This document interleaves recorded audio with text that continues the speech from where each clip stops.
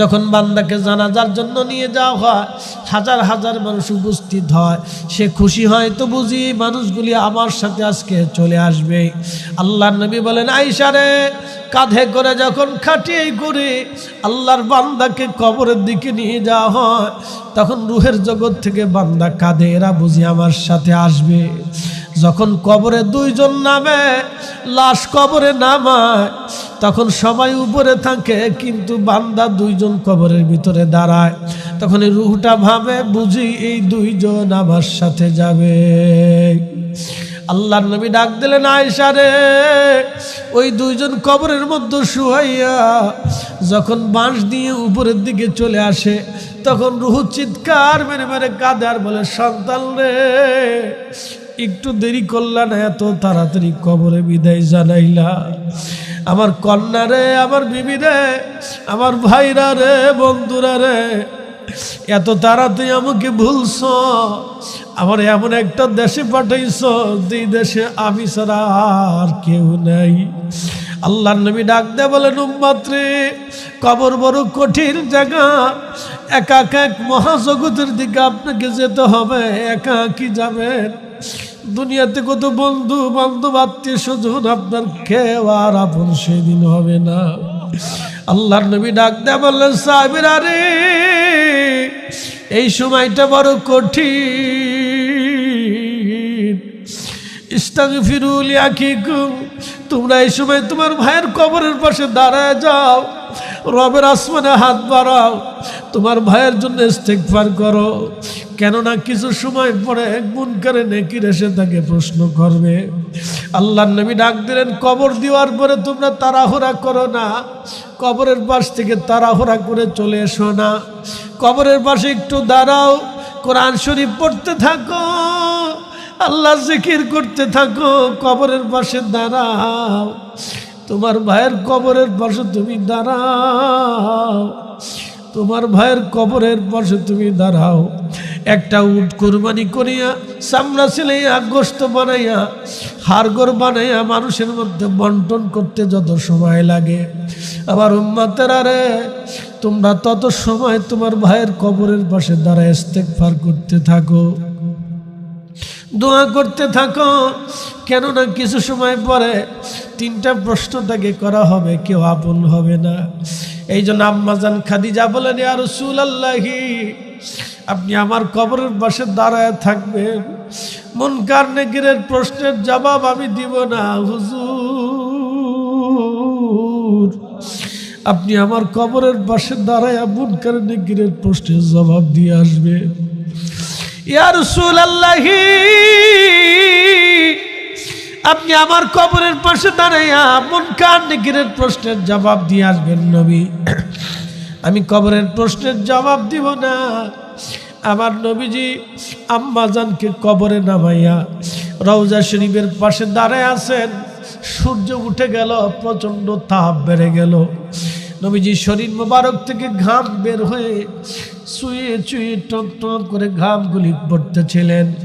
আমার নবীজি আম্মাজানের রওজা শরীফের পাশে দাঁড়ায় কাঁদতেছিলেন।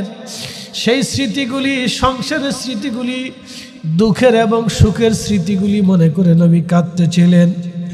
একজন সাহাবী পিছন থেকে ডাক দিয়েছে, হুজুর আপনি আসেন, হুজুর আপনি আসেন, আপনি না গেলে মুনকার নেকির আসবে না।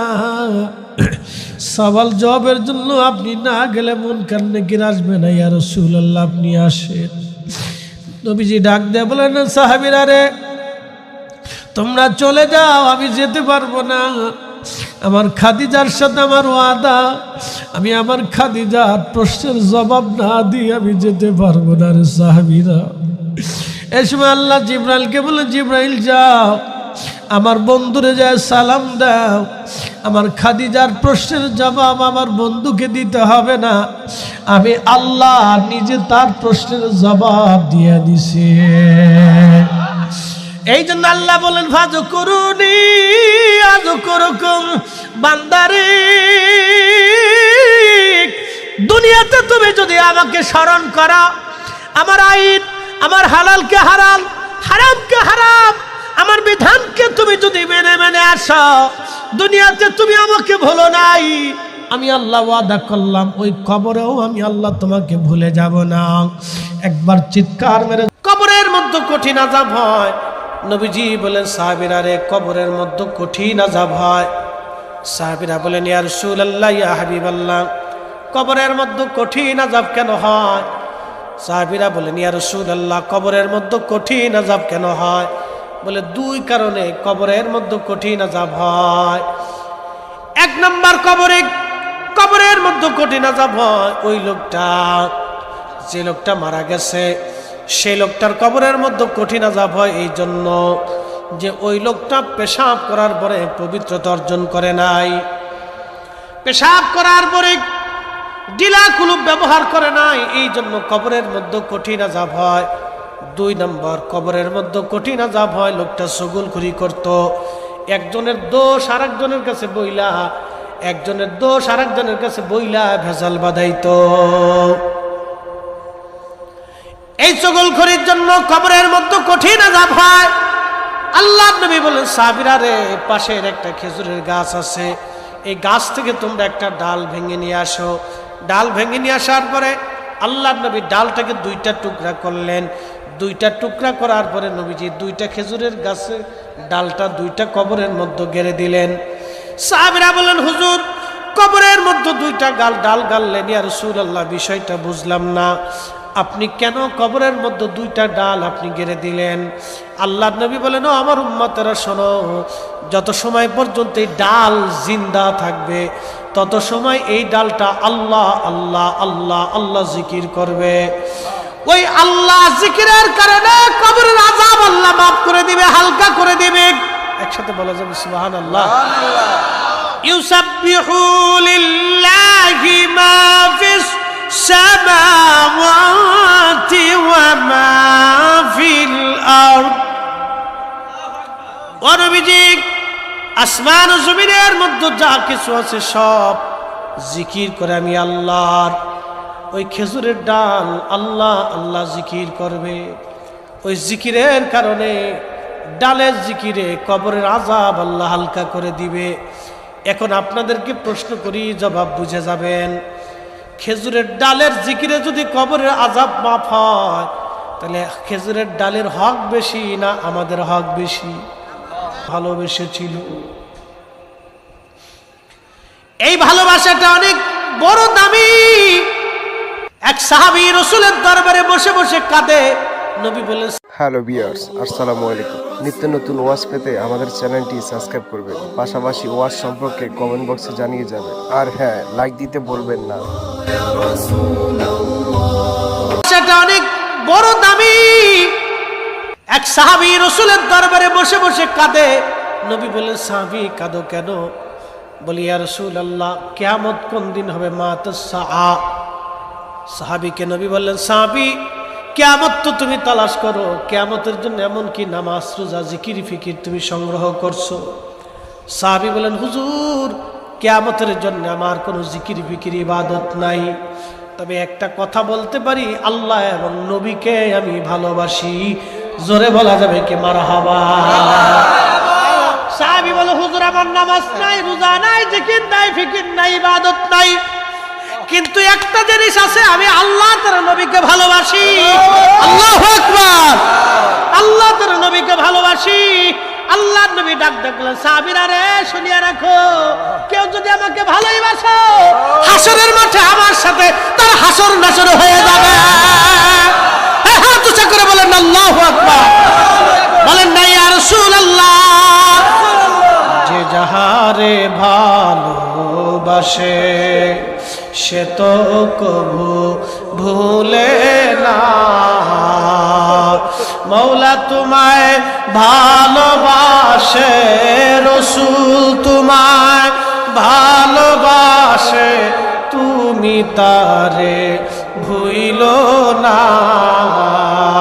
যে যাহারে ভালোবাসে সে তো কবু ভুলে না। একসাথে জোরে বলা যাবে কি আল্লাহু আকবার। কুলিল্লাহুম্মা মালিকাল তুতিল মুলকা মান তাশা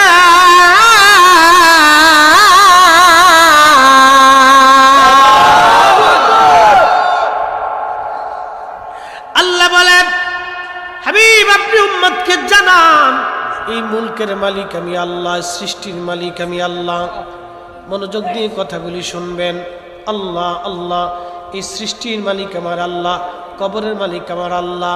আচ্ছা, এই দুনিয়ার ভিতরে খাওয়া দাওয়া যা কিছু আছে, বৃষ্টি দিয়ে, সূর্য দিয়ে, আলো দিয়ে, তাপ দিয়ে, অন্ধকার দিয়ে, আলো দিয়ে যিনি লালন পালন করেন সেই রবের নাম কি? আপনি একটানা 7 রাত পর্যন্ত জাগবেন, কোনো সময় ঘুমাবেন না। 7 দিন পরে আপনি অটোমেটিক পাগল হয়ে যাবেন। আলহামদুলিল্লাহি রাব্বিল আলামিন।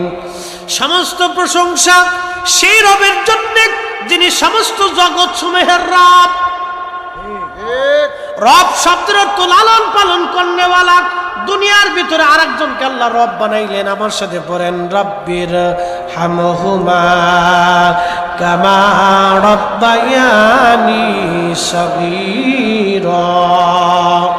আবার পড়েন, রব্বির হামহুমা কামা রব্বায়ানি সগীরা। আল্লাহ বললেন, ও বান্দা তুমি সেইভাবে দোয়া করো, আল্লাহ ছোট্টকালে আমার মা আমার আব্বা আমাকে যেইভাবে লালন পালন করেছিল সেইভাবে তুমি আমার আব্বাকে জান্নাতে লালন পালন করো। তার মানে আল্লাহ রব, মা বাবাও রব। একবার জোরে বলা যাবে মারহাবা। বুঝেছেন? আল্লাহ রব, বাবা মাও রব। আল্লাহ লালন পালন করনেওয়ালা, বাবা মাও লালন পালন করনেওয়ালা।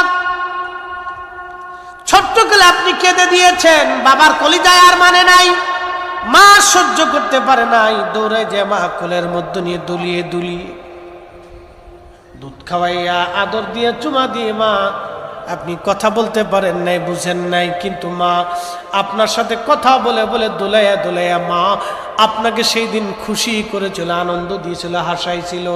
আপনি হাসলে মার কলিজা হাসছে, আপনি আনন্দ করলে মার কলিজা আনন্দ লাগছে, আপনি খুশি হইলে মার আনন্দ খুশিতে উদ্দোলিত হয়ে গেছে। এই জন্য আল্লাহ বললেন, আনিশকুরুলি বলি বলি দাইক। ও বান্দারে, আমি আল্লাহর শুকর গুজারি করো, তোমার বাবা মার প্রতি তুমি কৃতজ্ঞতা অর্জন করো, আদায় করো। বাবা মার ধমক দিও না, কষ্ট দিও না, গালি দিও না, রাগ করিও না, বেজার হইও না। বাবা মার মুখ থেকে খাবার নিও না। যে সন্তান বাবা মারে কষ্ট দেয় ওটা জানোয়ারের চাইতেও নিকৃষ্ট, খারাপ। কথা কোন ঠিক কিনা? যেই সন্তান বাবা মারে খাবার দেয় না, বাবা মার সাথে রাগারাগি করে গালি দেয়, ওটা কুকুরের চাইতে নিকৃষ্ট। কুকুরকে খাবার দিবেন কিন্তু বাড়ি ছাড়ে না। কি কথা কন? তো যেই ছেলে বাবা মার জন্য দোয়া করে না, ওটা কুত্তার চাইতেও খারাপ। জান্নাতের বাগান, এটা আল্লাহর নবী বলেছেন, আমি বলি নাই। এই বাগানে যে বসবে সে তো ভাগ্যবান ব্যক্তি, এখানে যে আসবে সে তো ভাগ্যবান ব্যক্তি। তাহলে বাবা মা মারা যাওয়ার পরে দোয়া করা লাগবে। আপনি 7 দিনের দিন করেন আর 40 দিনের দিন করেন, বছর শেষে করেন, বছর শুরুতে করেন, সপ্তাহে 1 দিন করেন অথবা 2 দিন করেন, আপনাকে দোয়া করা লাগবে। কিন্তু আল্লাহ বলেন, না বান্দা, তুমি দোয়া করবা কখন? 5 ওয়াক্ত নামাজের পরে তুমি দোয়া করবা, রাব্বির হামহুমা কামা রব্বায়ানি সগীরা। এখন আমাদের দেশে একদল আছে দোয়া মানে, কথা কম, দোয়া মানে। তো যে দোয়া মানে না সে মায়ের হক কখন আদায় করলো? যে দোয়া মানে না সে বাবার হক কখন আদায় করলো? এই সত্যটা আপনাকে এখান থেকে বুঝে যাইতে হবে। আল্লাহ কোরআনে বলেন, উদউনি আস্তাজিব লাকুম ইন্নাল্লাযীনা ইস্তাকবিরুনা আন ইবাদাতি সায়াদখুলুনা জাহান্নামা দাখিরিন।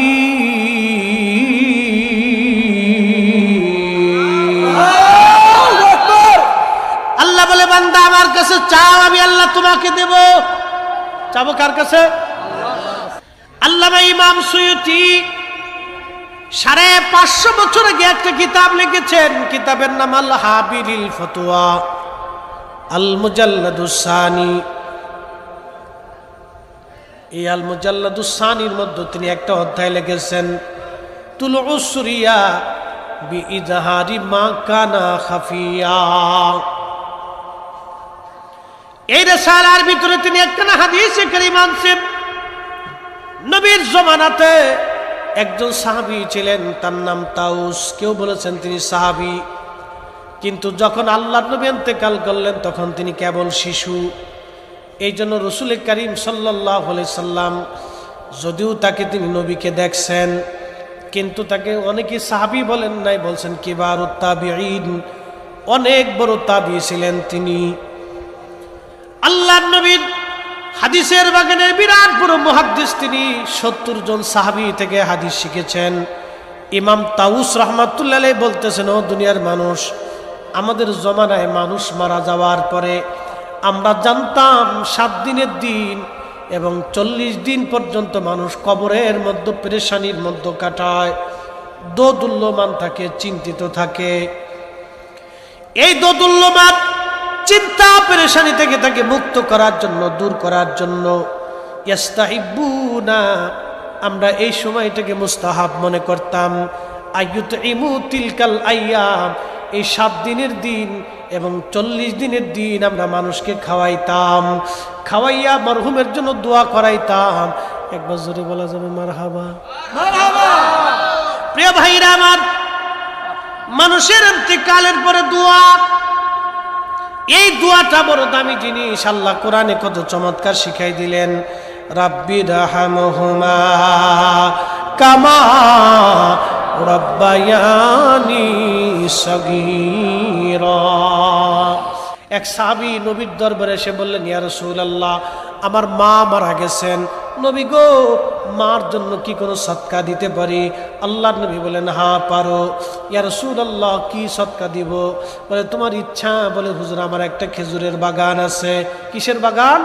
খেজুরের বাগান আছে। সাহাবী বলতেছে, হুজুর, ওই বিরাট বড় খেজুরের বাগান আমি মার নামে সদকা করে দিলাম। আল্লাহর নবী বললেন, হ্যাঁ, সদকা কবুল হয়ে গেল। ওই খেজুর বাগানে কি হবে? খেজুর হবে। এই খেজুর মুসলমানরা খাবে, গরিবরা খাবে, সবাই খাবে। এই খেজুরের বাগান উন্মুক্ত করে দিলেন তিনি, সবার জন্য উন্মুক্ত করে দিলেন। ওই খেজুরের বাগান থেকে ধনী দরিদ্র সবাই খেজুর নিয়ে খাইতো। এই খাওয়ার কারণে যে সওয়াব হতো, এই সওয়াবটা হযরত সাদ রাদিয়াল্লাহু আনহুর মায়ের কবরে চলে যাইতো। একবার জোরে বলা যাবে কে মারহাবা? মরে যাওয়ার 24 ঘন্টার মধ্যে আপনার শরীরের সাথে কি কি আচরণগুলো করা হয় সেটা কি জানেন আপনি? বর্তমান বিজ্ঞান বলছে, একটা মানুষকে যখন দাফন করা হয়, এই দাফন করার 24 ঘন্টার মধ্যেই তার শরীরের মধ্যে পোকার উৎপত্তি হয় এবং এই পোকাগুলো নিজেরা তার শরীর খাইতে থাকে এবং অন্যান্য পোকাগুলোকে আমন্ত্রণ করতে থাকে গন্ধের দ্বারা। এবং এতটা শরীর থেকে গন্ধ বের হয় এবং এই পোকাগুলো তার অঙ্গের বিভিন্ন অঙ্গ প্রত্যঙ্গ দিয়ে বের হতে থাকে এবং অন্যান্য পোকাগুলোকে আমন্ত্রণ করতে থাকে। এবং এই লাশের বয়স যখন 3 দিন হয়ে যায়, তখন তার নাকটা সর্বপ্রথম পচে একদম শেষ হয়ে যায়। সব ঠিক আছে, আপনার হাত পা শরীর সব ঠিক আছে, কিন্তু সর্বপ্রথম আপনার নাক পচে যাবে এবং এখান থেকেই পচনটা শুরু হবে। এখান থেকেই পোকা পুরা শরীরের বাহিরে চলে আসবে, পুরা শরীরের বাহিরের অংশগুলো খাইতে থাকবে। আপনার লাশের বয়স যখন 6 দিন হয়ে যাবে, তখন আপনার হাতের এবং পায়ের নখগুলো খসে খসে পড়তে থাকবে। আপনি শুয়ে আছেন কবরের মধ্যে, কিন্তু আপনার হাতের নখও নাই, পায়ের নখও নাই, খসে পড়ে গেছে। 9 দিন যখন বয়স হয়ে যাবে, তখন আপনার শরীরে মাথার, হাতে পায়ের অঙ্গ প্রত্যঙ্গের যত চুল আছে, লোম আছে, সব চুলগুলো খসে খসে পড়তে থাকবে। কবরে শুয়ে আছেন আপনি, আপনার হাড় শুয়ে আছে, আপনার শরীর শুয়ে আছে, কিন্তু চুল আপনার শরীরে নাই, সব খসে খসে মাটিতে পড়তে থাকবে। বিজ্ঞান বলছে, যখন এই লাশটার বয়স 17 দিন হয়ে যায়, এই 17 দিন পর্যন্ত লাশটা শুধু ফুলতে থাকে, ফুলতে থাকে, পেটটা শুধু ফুলতে থাকে। এই ফুলার আকৃতি যে কত ভয়ঙ্কর, যদি কোনো মানুষ দেখতে পারতো, তাহলে কবরের চিন্তায় সর্বসময় ব্যস্ত থাকতো। ফুলতে ফুলতে ফুলতে ফুলতে একেবারে যখন লাস্ট স্টেপে পৌঁছে যায়, তখন তার শরীরটা বিকট আওয়াজের সাথে ব্রাস্ট হয়ে তার পেটটা ফেটে যায় এবং ভিতরে যত নাড়ি ভুঁড়ি আছে সবকিছুই পচা গলা নাড়ি ভুঁড়িগুলো বের হতে থাকে এবং এগুলো পোকারা খুব আমোদের সাথে, আনন্দের সাথে এগুলো খাইতে থাকে। খাইতে খাইতে এই লাশের বয়সটা যখন 60 দিন হয়ে যায়, লাশের বয়স 60 দিন হয়ে যাওয়ার পরে তার শরীরের 1 ইঞ্চি পরিমাণ গোস্ত থাকে না, চামড়া থাকে না, সব কিছু একেবারে শেষ হয়ে যায়। 60 দিন পর্যন্ত একটু একটু পর্যন্ত থাকে। 60 দিন যখন হয়ে যাবে আপনার শরীরে কোনো চামড়া থাকবে না, কোনো গোস্ত থাকবে না, কোনো চর্বি থাকবে না, কোনো রগ থাকবে না, কিচ্ছু থাকবে না, শুধুমাত্র হাড্ডি পড়ে থাকবে। যে শরীর নিয়ে দুনিয়ার জমিনে আপনি এত বড়াই করেছেন, এত অহংকার করেছেন, যে শরীরের যত্ন নেওয়ার জন্য আপনি কত বিদেশি দামি দামি কসমেটিক ব্যবহার করেছেন, কিন্তু এই শরীরটা ইসলামের পথে, এই শরীরটা আপনি ইসলামের পথে কাজে লাগান নাই। এই শরীরটা আপনি কখনো আল্লাহ পাকের দেওয়া শরীর আল্লাহ পাকের জন্য আপনি কখনো ব্যবহার করেন নাই। হারাম হালাল তাওয়াক্কা না করে সব সময় আপনি ব্যস্ত রেখেছেন। আপনার এই শরীরটা 60 দিনের মধ্যে শেষ হয়ে যাবে, আর অবশিষ্ট কিছুই থাকবে না। বিজ্ঞান বলছে এই লাশের বয়সটা যখন 90 দিন হয়ে যায়, তখন এতদিন পর্যন্ত এই হাড়গুলো একসাথে ছিল, জোড়া জোড়া ছিল, এক একটা গিরার সঙ্গে আরেকটা গিরা লাগানো ছিল, কিন্তু 90 দিন যখন পার হয়ে যায় তখন এই গিরাগুলো খুলে যায়। গিরাগুলো তার শরীরের সাথে আর থাকে না। এটা যে মানুষের কঙ্কাল, একটা মানুষ এই 90 দিনের আগে এটা দাঁড় করালে এটা হাড়গুলো ঠিক থাকতো, কিন্তু যখন 90 দিন বয়স হয়ে গিয়েছে প্রতিটা জয়েন্ট থেকে এই হাড়গুলো খুলে খুলে পড়তে থাকে। 3 মাসের মাথায় যখন সব খুলে যায়, 1 বছর হতে না হতে তার হাড্ডিগুলো মাটির সাথে মিশে যেতে থাকে। জোরে করে আল্লাহু আকবার। হাড্ডিগুলো মাটির সাথে মিশে যায়। প্রিয় ভাই, এই শরীর নিয়ে অহংকার করার কিছু আছে? আল্লাহ বলে অহংকার আমার চাদর, এই চাদর ধরে যদি কেউ টান দেয় আমি আল্লাহ সহ্য করতে পারি না। আমি আল্লাহ পাক তখন ডাইরেক্ট তার প্রতি অ্যাকশন নেওয়া শুরু করি। আজকে চলে গেছে 2 জন ব্যক্তি, ওরা যদি জানতো, ওরা যদি সুস্থ থাকতো, তাহলে চিন্তা করতো, যদি তাদের আল্লাহ পাক যদি কবুল করতো, তাহলে তারাও হয়তোবা এসে এই মাহফিলে বসতো। কথা বলেন ঠিকই না?